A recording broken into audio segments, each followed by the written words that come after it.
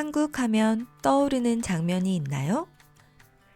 K-드라마나 K-팝의 멋진 배우들과 가수들이 생각나나요?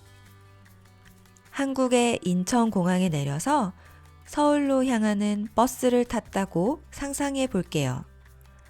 산과 바다가 보이나요? 그런데 잠시 후 갑자기 높은 건물들이 나타나기 시작해요. 바로 아파트예요. 아파트가 없는 한국의 모습은 정말 상상하기 힘들어요. 서울이나 부산처럼 큰 도시에만 아파트가 많은 것이 아니에요.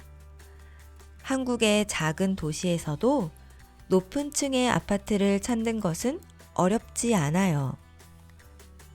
한국에서 아파트는 가장 대중적인 집의 모습이에요.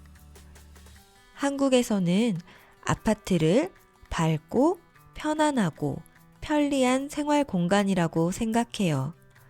가족이 함께 살아가는 안정적인 공간인 것이죠. 한국의 아파트는 이름을 가지고 있어요. 보통 아파트를 건설한 건설 회사의 이름이나 아파트가 위치한 동네 이름을 이용해서 이름이 지어져요. 아파트의 각 건물들은 숫자로 번호가 매겨지는데 이때 숫자 뒤에 동을 붙여요. 한국에서는 건물이 모여 있는 일정한 구역을 단지라고 불러요. 보통 아파트는 여러 동이 모여 있기 때문에 주로 아파트의 이름 뒤에도 단지가 붙어요. 얼마나 아파트 단지가 많은지 1단지, 2단지 이렇게 숫자를 붙이기도 해요. 아파트 단지가 너무 큰 것을 싫어할 것 같지만 한국인들은 오히려 큰 단지를 선호해요.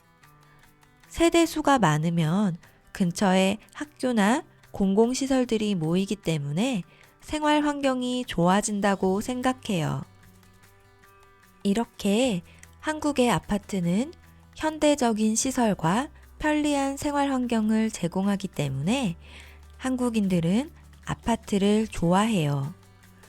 그렇기 때문에 아파트는 다른 집들보다 훨씬 비싼 경우가 많아요. 워낙 한국인이 아파트를 좋아하다 보니 가격은 점점 비싸지고 아파트 한 채를 가지는 것이 인생의 꿈이나 목표인 사람들도 많아요. 사람들이 몰리고 지역이 개발되면 아파트 가격이 엄청나게 오르는 경우가 많았어요. 또 오래된 아파트를 허물고 새로 짓는 과정에서 건물의 층이 높아지게 되면서 큰 돈을 벌게 된 사람들도 많았죠. 그렇기 때문에 가격이 더 오르기 전에 아파트를 구매하기 위해 은행으로부터 대출을 받는 경우가 많아요.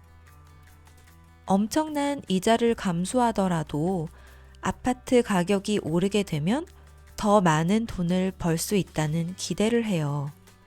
또 엄청나게 낡은 오래된 아파트가 새 아파트보다 훨씬 비싼 가격에 거래되는 모습도 종종 볼 수 있어요.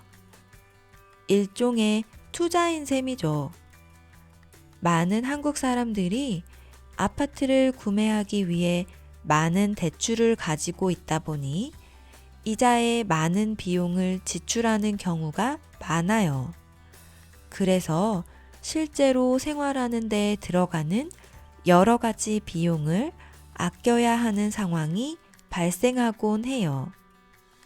한국 경제에 좋지 않은 영향을 주고 있는 안타까운 현실이에요.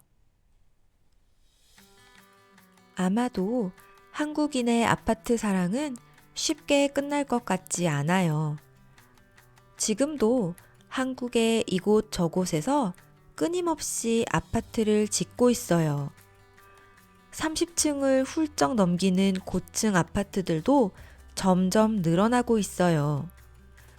많은 시간이 흐른 뒤 이렇게 많은 고층 아파트들은 어떤 모습이 될까요? 조금은 궁금하기도 걱정이 되기도 해요. 오늘 들려드린 한국의 아파트 이야기 어땠어요? 만약 한국에서 몇 년을 보내게 된다면 어떤 곳에 살고 싶으신가요? 오늘도 긴 이야기 들어주셔서 감사합니다.